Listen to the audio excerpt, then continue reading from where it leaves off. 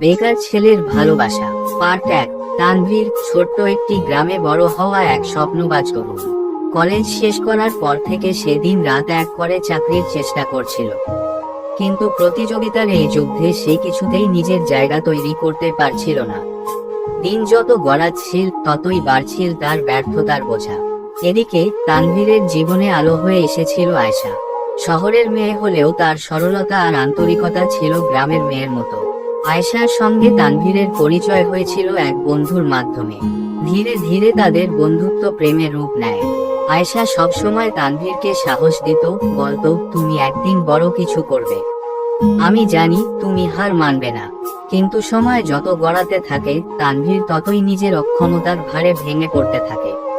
আয়েশার প্রতি তার ভালোবাসা ছিল নিঃস্বার্থ, কিন্তু সে মনে করত যে মানুষ নিজের ভবিষ্যৎ নিশ্চিত করতে পারে না, সে কিভাবে কারো সুখের দায়িত্ব নেবে। একদিন তানভীর আয়েশাকে ডেকে বলল, তোমার সঙ্গে আমার সম্পর্কটা অন্যায় হয়ে যাচ্ছে আয়েশা। আমি তোমাকে ভালোবাসি, কিন্তু আমার কাছে কিছুই নেই। তোমার জন্য আমি ভালো কিছু করতে পারবো না। আমি চাই তুমি এমন কাউকে খুঁজে নাও যে তোমাকে সবকিছু দিতে পারবে। আয়েশার চোখ ভিজে উঠল। সে বলল, তানভীর, আমি তোমাকে শুধু ভালোবাসি, তোমার টাকা পয়সা বা চাকরি নয়। আমি জানি তুমি পারবে, আমি তোমার পাশে আছি। তানভীর হাসল, কিন্তু সেই হাসির পেছনে লুকিয়ে ছিল অগাধ কষ্ট। সে জানতো সমাজ কখনো তাদের এই ভালোবাসাকে মেনে নেবে না। কিছুদিন পর আয়েশার পরিবার তার জন্য এক ধনী ছেলের সঙ্গে বিয়ের আয়োজন করল। আয়েশা অনেক বাধা দেওয়ার চেষ্টা করেছিল, কিন্তু পারল না। বিয়ের দিন তানভীর দূর থেকে দেখছিল সাজানো মঞ্চ।